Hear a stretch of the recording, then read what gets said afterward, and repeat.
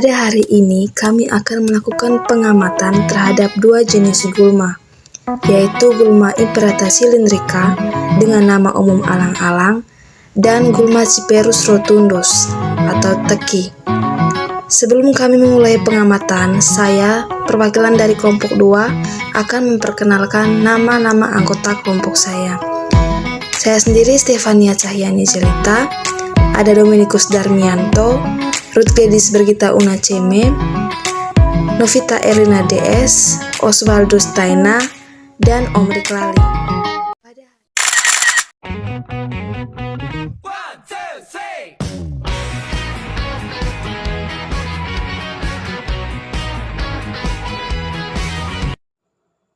Seperti yang kita ketahui, gulma merupakan tumbuhan yang tidak diinginkan atau merugikan, karena gulma ini dapat bersaing dengan tanaman yang kita budidaya dalam memperebut unsur hara dalam tanah, karbon dioksida, dan cahaya di atas permukaan tanah. Nah, di sekitar kami terdapat gulma alang-alang dan juga gulma teki. Kami akan melakukan pengamatan yang meliputi morfologi kedua gulma tersebut, manfaat, penyebaran, dan apakah gulma ini sangat dominan di daerah NTT. Alang-alang merupakan tanaman yang termasuk ke dalam famili Poaceae dengan nama latin Imperata cylindrica. Tanaman ini seperti rumput dan sering dijumpai di desa dan pinggiran sawah. Morfologi akar. Akar tanaman alang-alang berbentuk rimpang yang menjalar dan berbuku-buku. Akarnya keras meskipun berbentuk rimpang. Baik, yang berikut morfologi daun alang-alang. Daun tanaman ini termasuk tidak lengkap. Daunnya berbentuk garis memanjang seperti pita dan berujung runcing. Panjang daunnya sekitar 12-80 cm. Ujungnya karena lencip jadi serasa tajam. Morfologi bunga alang-alang. Bunga alang-alang merupakan bunga majemuk terbentuk dalam helai sekitar 6-28 cm dan berbentuk panjang. Bunga berbentuk silinder. Baik, selanjutnya saya akan menjelaskan manfaat dari alang-alang atau Imperata cylindrica. Yang pertama, sebagai obat mimisan. Alang-alang juga dapat mengobati mimisan. Cara pembuatannya dengan menyiapkan sekitar 30 gram akar alang-alang, dicuci kemudian direbus kurang lebih 3 gelas air dan biarkan hingga menyisakan 1 gelas air, lalu kemudian diminum air rebusan tersebut. Yang kedua, sebagai obat muntah darah.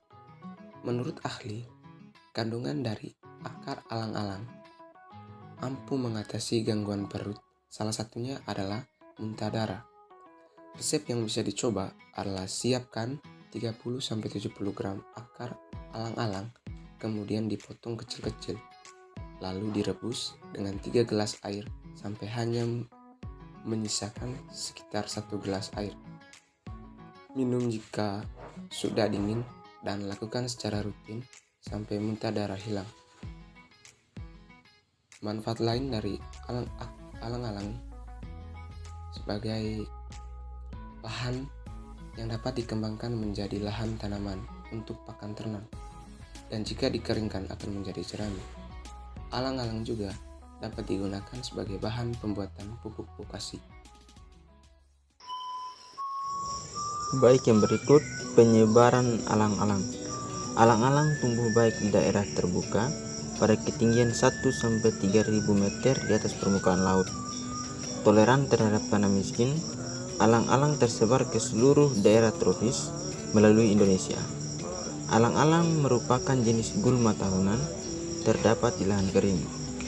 Perbanyakan gulma ini secara vegetatif dengan rimpang dan bijinya dapat memencar dengan perantaraan angin dengan perantaraan manusia.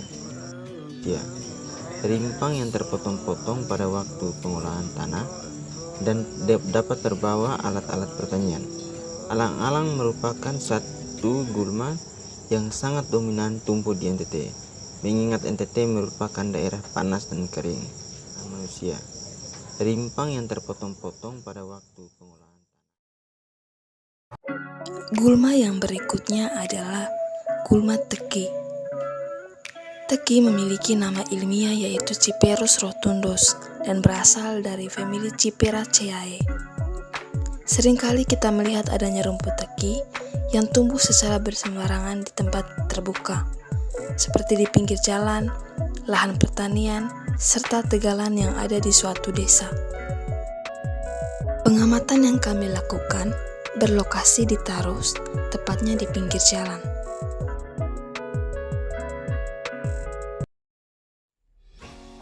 Yang pertama, morfologi akar pada gulma teki.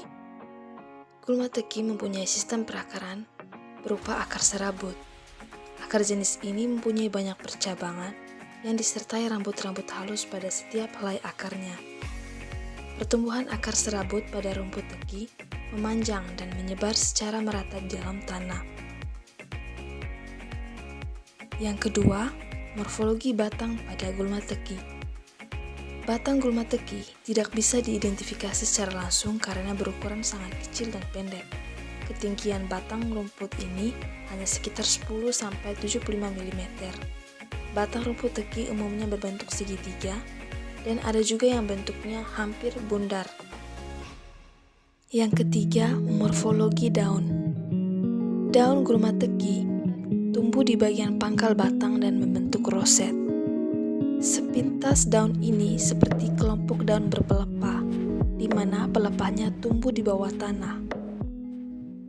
Selanjutnya, morfologi bunga teki.